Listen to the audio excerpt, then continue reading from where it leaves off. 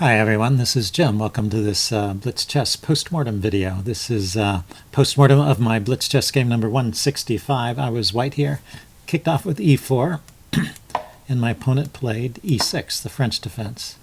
So I played d4, and he played d5, and I played knight c3, inviting either the classical defense with knight to f6 or the Winawer variation with bishop b4.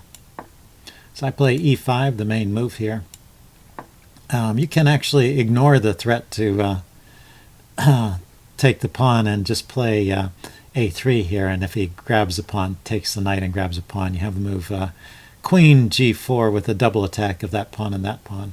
But it turns out people tried this a while ago, back in the 30s, I think, and didn't lead to a whole lot. So the main move here is just to push e5, and then black plays c5, and then I play a3. And now the main move here is bishop takes c3. It's some of these other lines have been played with, and they just don't lead to a whole lot for black, and so they're not played as much anymore.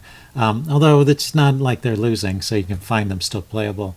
So it turns out my opponent here, Leger, is someone I played before, and if you want to look at Blitz Chess game number 108, he actually played the same line. I play e4, go into the Winawer, and he played exactly the same way. So that's another game in the same line if you're curious and want to check it out. If you want to see this line played out at the master level, there's a root game, Lasker versus Meraxi, 1924, New York, 1924, Lasker, Meraxi, where they played this line. But it hasn't been seen at the top levels very much since then, so it's sort of an experiment. So anyway, the line goes c takes d4 instead of taking the bishop, and then you get to instead of taking the knight, let's back up, make sure I'm clear here. Bishop takes knight is the normal move, but the alternative here in third place after bishop a5, which is a more respectable alternative, the third place alternative is taking on d4. So I'm threatening his bishop, but he's threatening my knight. And the normal way to respond is to take back. And then he grabs the knight. And then looks like queen g4 is a move here, but I just play bishop c3, which is the way I've seen it played. And if you look at the games I've referenced, you will see that's the way it's been played in those games as well. So the main move here for black is queen c7, and that's sort of the idea. This is winning a pawn because it's a double attack. It's attacking this pawn on e5 and the pawn on c3, and you really can't defend both of them. So the best way to proceed is to defend the more important pawn, which is this e pawn, which can be defended with either f4 or knight f3. I think knight f3 is what I've played in the past, but I think f4 looks like a good move here too. And then he can grab the pawn with check, and then you chase it away with the bishop. And notice this check is a fork of the king and the rook, and it would be dangerous, except you have the move bishop d2, which drives the queen away. It defends this pawn, and the queen defends the rook. So everything is defended, and the queen just has to retreat. And after the queen goes back, you can develop your bishop. And this is the kind of position you should never be afraid to play. Basically, you're a pawn down, but you have a lot of compensation. So when both opening theory and also the chess engine gives white an advantage at this point, you should never be afraid to play these positions. Just remember, you've got to get your pieces out and get them active, because your compensation is in your greater development and your greater space and activity for your pieces. So just get your pieces out and doing something, make threats with them, and you should do fine in these kind of positions. Okay, so that's just a little bit of the theory of this opening. What my opponent plays is something a little bit offbeat. He plays knight e7, but you'll see it's not bad. Queen c7 and knight e7 are rated about the same by the chess engine. You know, don't grab that pawn, just continue with your development, and so there's nothing more in the opening book after that. And you should be okay. You have white has the typical opening advantage, but he has that kind of advantage in many openings, so nothing to be afraid of for black here. And it's a bit of a offbeat opening, so not a bad choice if you want to get your opponent out of the opening book.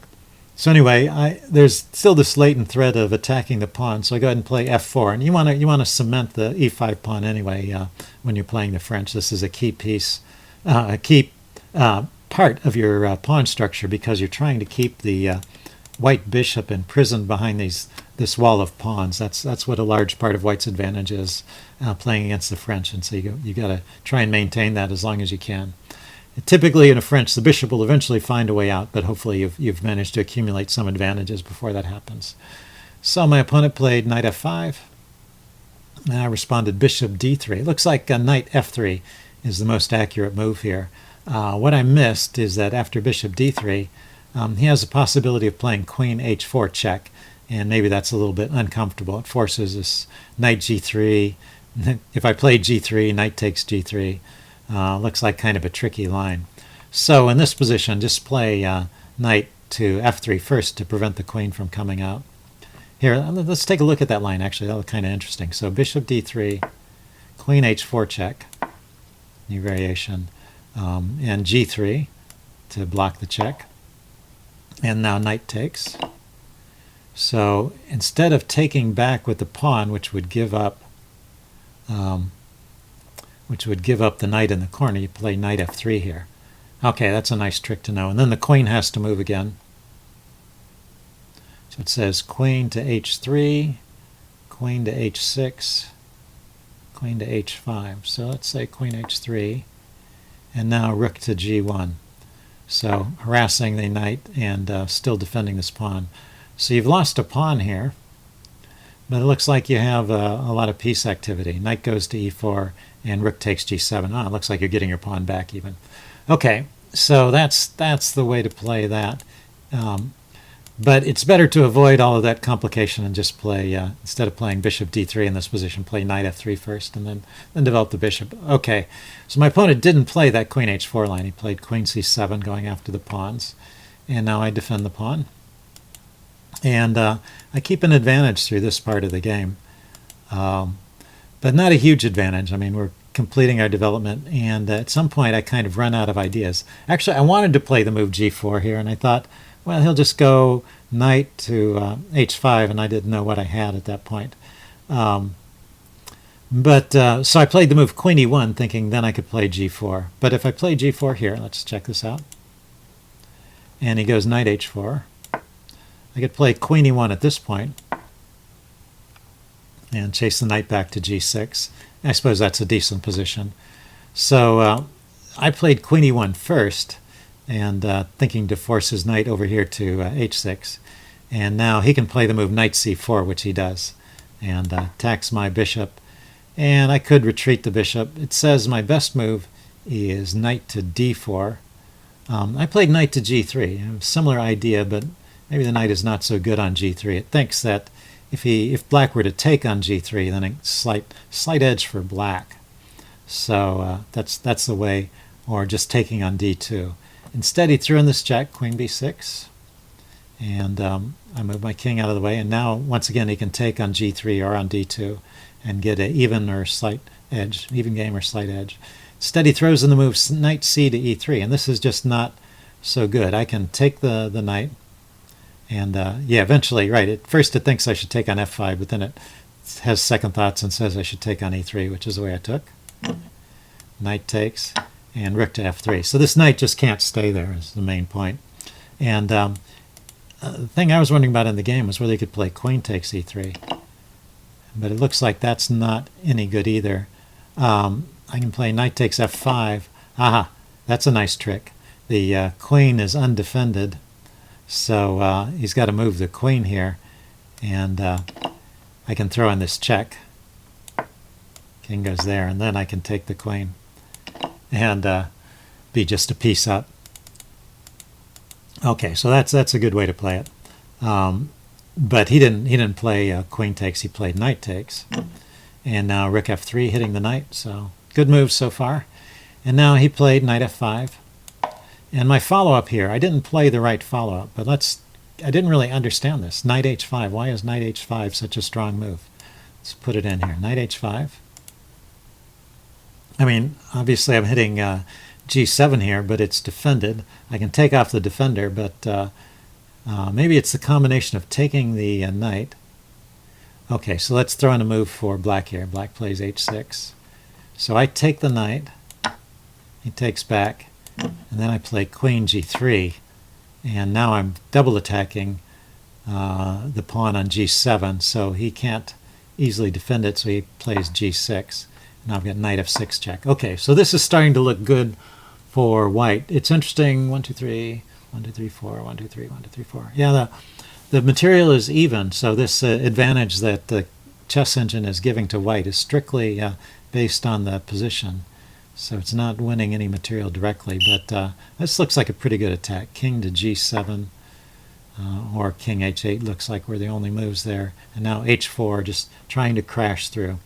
So that's the best way to play it here, knight f5. After knight f5, just taking the knight and playing knight h4, taking first and then playing knight h5 or playing knight h5 and then taking the knight. Eliminate the defenders around the king and move your pieces into attacking. So very logical chess. I played the move queen f2. And actually, I played this. I didn't really realize that the queen trade was on here. And he should just take my queen off. And queen takes. Leads to an absolutely even position here. Knight takes. Pawn takes. And it's 2 rooks and a bishop versus 2 rooks and a bishop. Is there a slight edge because black has to take a couple moves to develop his bishop? Maybe. But not a whole lot. And I have some pawn weaknesses, obviously. So maybe it's a case of compensating weaknesses. He's going to waste some time developing his bishop, but I have these long-term disadvantages with my pawns. So fortunately for me, my opponent missed this idea too, that the queen was there, and so his queen is not really safe. That's the other point.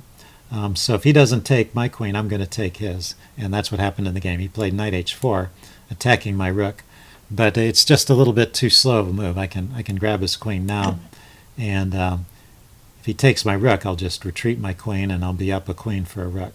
So he grabs the queen, but now he's just losing a piece over here.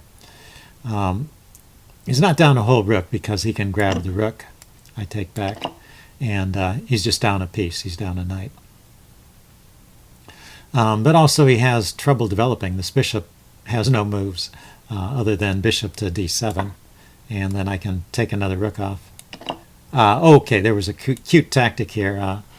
You know, it's hard to spend time looking for these tactics when you're winning with simple moves, but it's good to keep this tactic in mind if in situations where you're not just winning and you need to find that best move in order to win.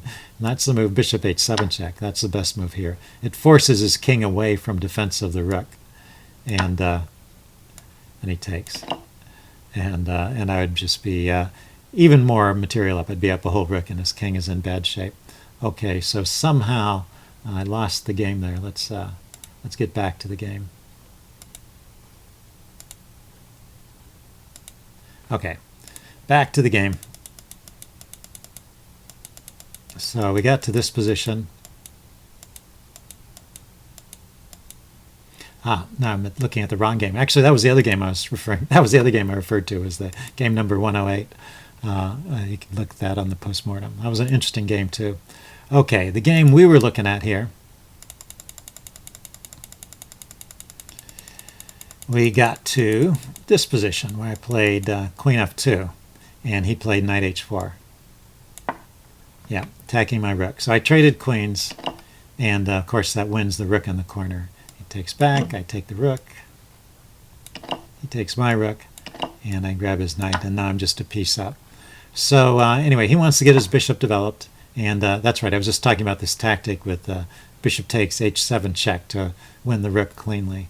I just decided to trade, and well, I didn't see that tactic. It wasn't a matter of deciding. I was just taking material off so I could win the endgame piece up. I have lots of pawns. That's the key to winning an endgame when you have an extra piece, is make sure your opponent doesn't trade off all your pawns. So it's pretty simple from here on. You just get your king active.